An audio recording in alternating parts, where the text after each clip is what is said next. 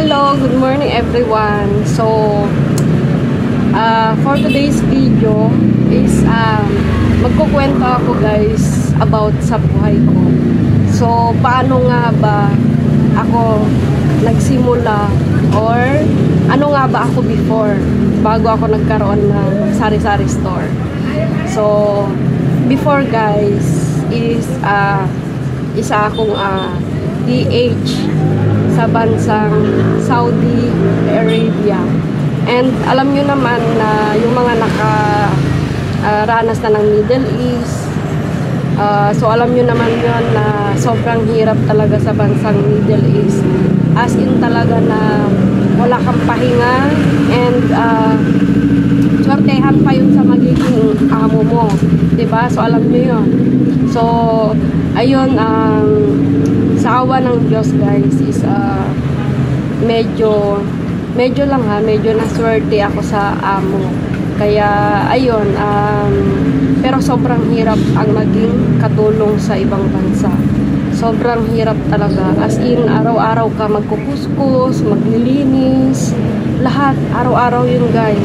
Wala kang pahinga, as in grabe.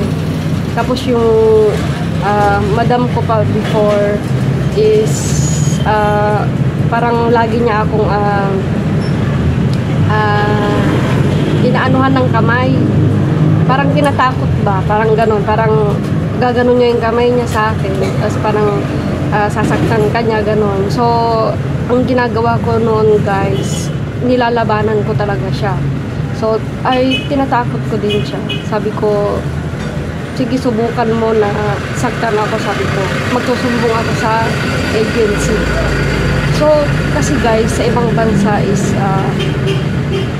ganyan mostly yung mga amo. Talagang tatakutin ka, mga ganon.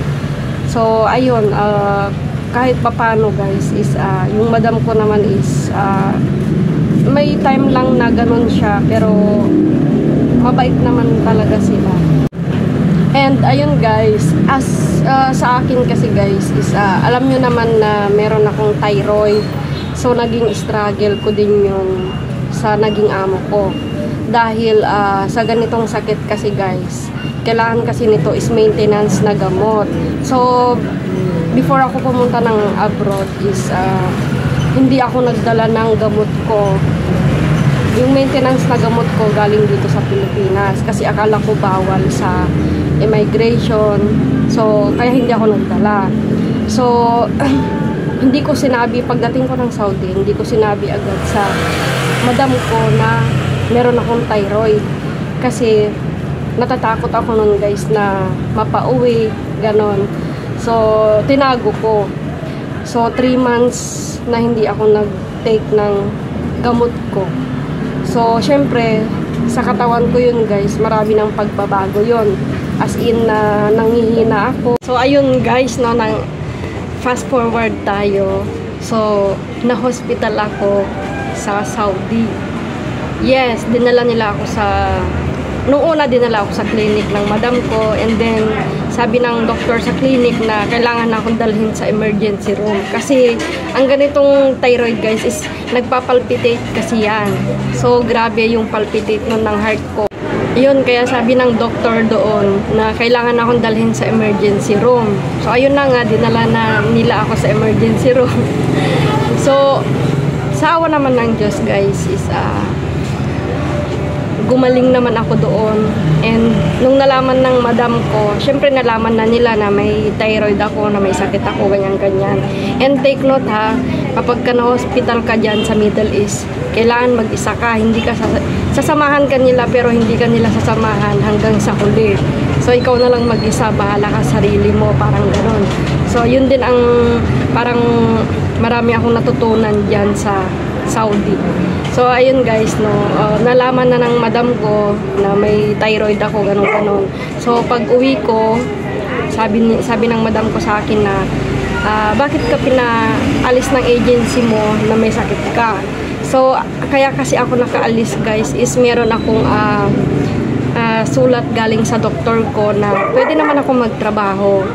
So kaya nakaalis ako, nag fit to work ako. So ayun, sabi ng madam ko na pauwiin daw ako ng Pilipinas, pero hindi nila ako pinauwi. So simula nun, lagi na kaming kumukuha ng madam ko ng gamot sa mga pharmacy sa Saudi, kasi libre yung mga gamot dyan guys sa Saudi. If may ipapakita ka lang na text na galing sa doktor, ipapakita mo lang yun sa pharmacy, so libre na. So hindi katulad dito sa Pilipinas na walang libre, dito may bayad lahat. So iba sa Saudi. And then yun na nga, so ayun guys, no, kapag kunwari nauubusan ako ng gamot, pinapagalitan pa ako ng madam ko na hindi ako nagsasabi sa kanila na wala na akong gamot, yung ganon. So talagang alagang-alaga ako doon guys ng amo ko. So ayun, kahit papano naging okay ako doon. So hanggang sa nakauwi ako dito. And alam niyo pa guys, no, may nakasama ako doon na ibang lahi, Uganda. So mahirap din na magkaroon ng kasama. Kahit kapwa mo Pilipino pa yan, mahirap talaga na may makakasama ka sa bahay kasi maraming nangyari sa bahay ng madam ko. So ayun guys, yung nakasama ko na Uganda is taga-alaga siya ng mother ng madam ko. Kaya yun, kasi hindi ko na kayang gawin yun kasi marami na akong ginagawa, kasi third floor yung bahay ng madam ko. Tapos, 6 sila na pinagsisilbihan ko. So, hindi ko nakakayanin yun. Tapos, yung mother niya is hindi na nakakatayo. As in, talaga kapag pinapaliguan ng itim, so, tinutulungan ko na lang siya. Parang ganun lang. So, yun, hanggang sa, hanggang sa, parang hindi nila nagustuhan yung trabaho ng itim ng Uganda. Kasi, ang mga ibang lahi kasi, yan sila magtrabaho, iba sila magtrabaho kumpara sa ating mga Pilipino. Talagang tayong mga Pilipino talaga hard work talaga tayo di ba? Alam nyo yan.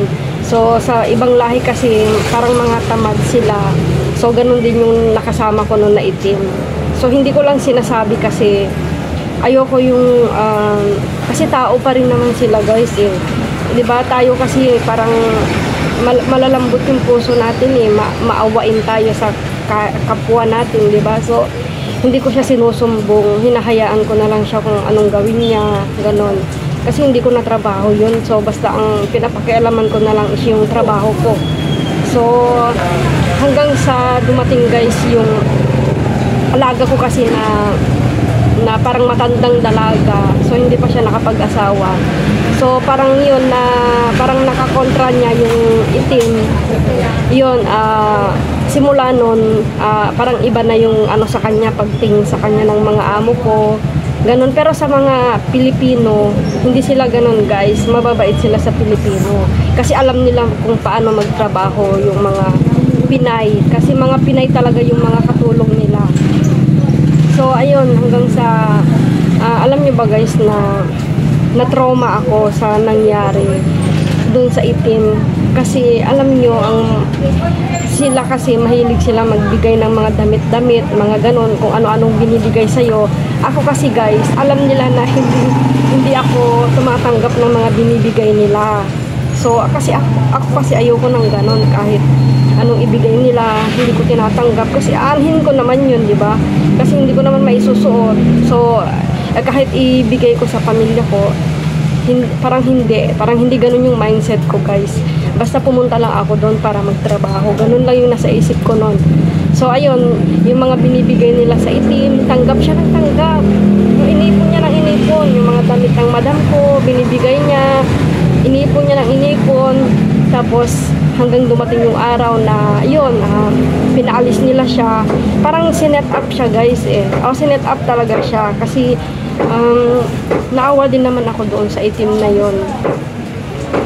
Naawa talaga ako guys kasi kahit papaano tao rin siya, yung parang ganon. Wala din naman akong magawa noon that time para ipagtanggol ko siya. So pinalabas siya guys, na nagdala yung mga amo ko ng mga pulis sa bahay nung paalis na siya, kasi pinaalis talaga siya. Tapos yun, so kaya nila guys na palabasin na magnanakaw ka. So yun ang ginawa sa itim. So So sabi ng mga amo ko na yung mga damit na binigay sa kanya is ninakaw niya.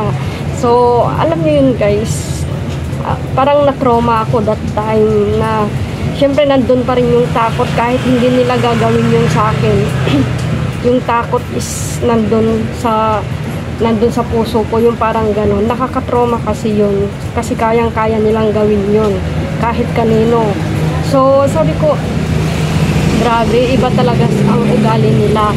Naawa ako dun sa itim. Kasi talagang as in, kinapkapan talaga siya. Tapos pati yung phone niya, ganyan-ganyan, itchinek. And may mga nakita na mga, alam nyo na yun. Tapos, ewan ko kung saan na nila dinala guys yung itim. Sana nga pinauwi na lang nila kaysa yung pinapulis pa nila, pinalabas nila na magnanakaw siya. So alam nyo yun, ang hirap ng ganun guys. And kahit kapwa nating Filipino, huwag kayong magtitiwala talaga guys, kasi nangyari sa akin yan. Kasi may yung katulong naman nung anak nung madam ko, lagi silang pumupunta dun sa bahay ng madam ko.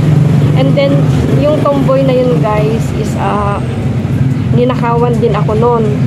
So, alam niyo yun, ang pangit ng ganun na kapwa natin Filipino, gagawan tayo ng masama o ipapahamak tayo, kaya tayong ipahamak. Kaya tayo guys, doble ingat tayo dyan sa ibang bansa. Huwag tayong magtitiwala kahit kapwa natin Filipino. Yun yung natutunan ko dyan sa ibang bansa. Talaga na huwag magtitiwala kahit kanino. Mas maganda pa nga mag-isa ka lang diba? At least sarili mo yan. Wala kang iisipin na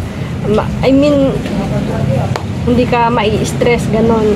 So yun yung nangyari. Kaya sabi ko noon, bawat sentimo na sinasahod ko dyan sa ibang bansa, talagang pinapahalagahan ko yun guys. Talagang inipon ko kasi sabi ko, pag uwi ko ng Pilipinas, ayoko nang bumalik talaga. Oo, talagang pinangako ko yung sarili ko. Kaya iniipon ko yung bawat sahod ko dyan sa Saudi. Kasi sabi ko, magbi-business na lang ako pag uwi ko ng Pilipinas. Kasi sobrang hirap talaga dyan guys. Naranasan ko dyan sa Saudi. Kaya, my God, pinangako ko talaga sa sarili ko, hindi na ako babalik.